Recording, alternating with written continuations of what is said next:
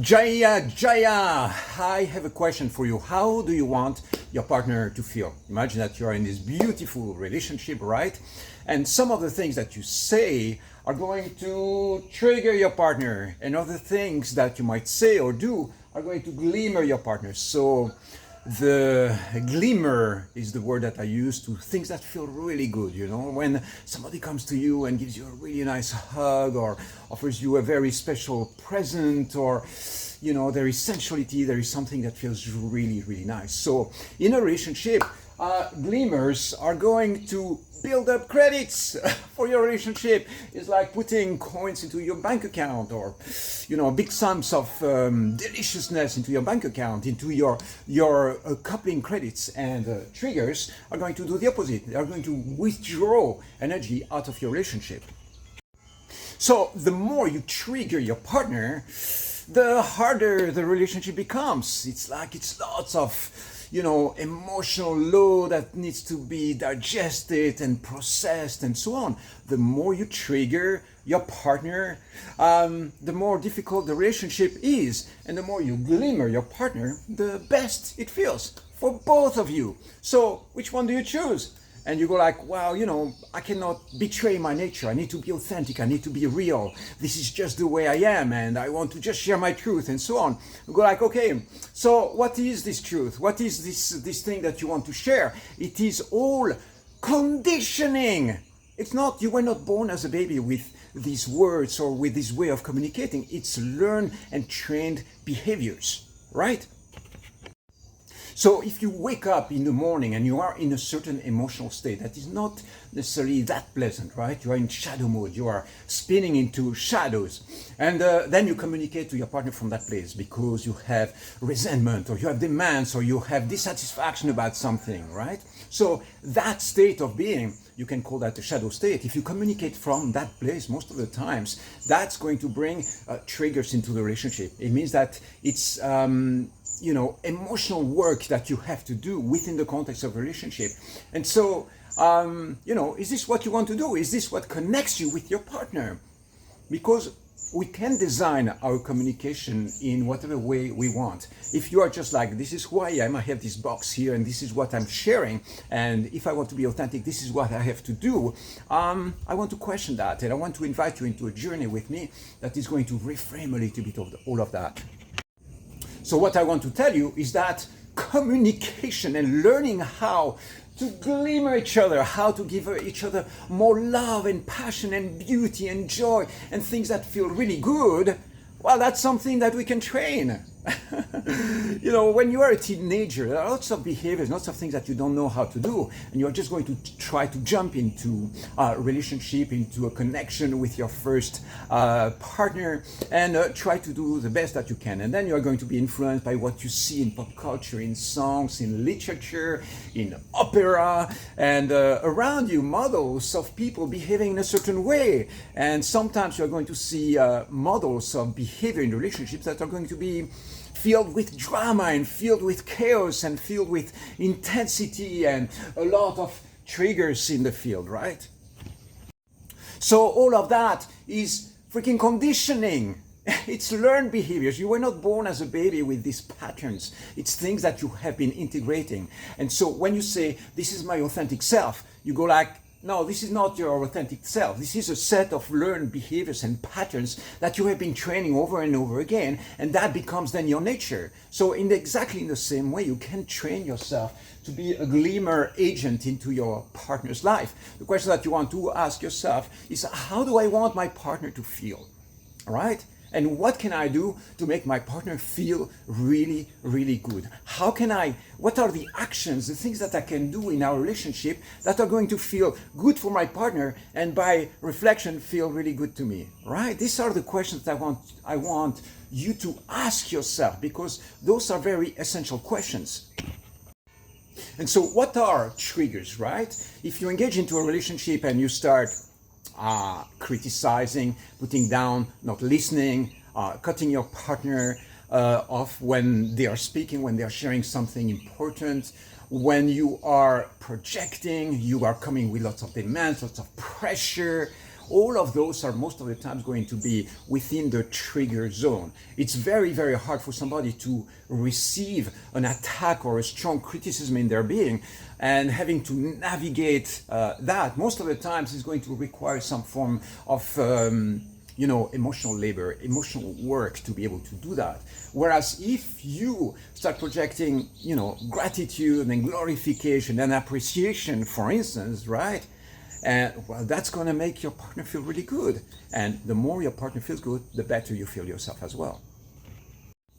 So listen, we're not saying that relationships have to be just this pure, absolute, clear space where no shadows are present in the field. No, we are humans. We are going to sometimes mess up, sometimes be very direct, sometimes offend other human beings, including our romantic partners. So that's not the problem. This is not what we're talking about. It's not about one or the other. The question is, how do you want your partner to feel? And if you can orchestrate and design how your partner can feel, then why not make them feel amazing and really good, right?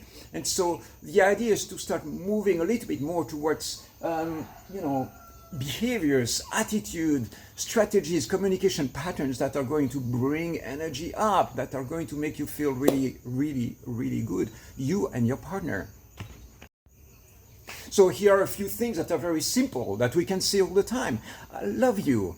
I support you. I hear you. I'm here for you. I choose you. Things like that are very simple. These are just very simple affirmations that are going to, most of the times, make your partner really happy. Would you agree with that? Are those things that you want to hear from your partner? And what are the things that your partner is sometimes saying to you that, they don't feel really good, right? So, if you can, you can choose, and this is the point, is that you can choose your communication patterns. We call that intentional communication. What is the intention? Is to establish a connection, to have the connection, so that you or your partner don't shut down, don't retreat because you are being attacked or aggressed. And so I'm not here to give you the details of the techniques, but I'm here simply to bring this to the surface so that you really understand that you are an alchemist. You have the power to design how your partner is going to feel. Not the full design, of course. They are responsible to their emotions. They are responsible for how they feel as well. But here and there, inputs of energy, inputs of glimmers are going to change the landscape of the relationship. They're going to upgrade all that and make each other feel really good. And so what I want to invite you here is to first notice when you're speaking, how does that make your partner feel, right? That's the thing to notice. And what else can you say, or what else can you do to modify how they feel at a given moment? The point is this, is for instance, if you're in communication and you receive a text message from your partner, right?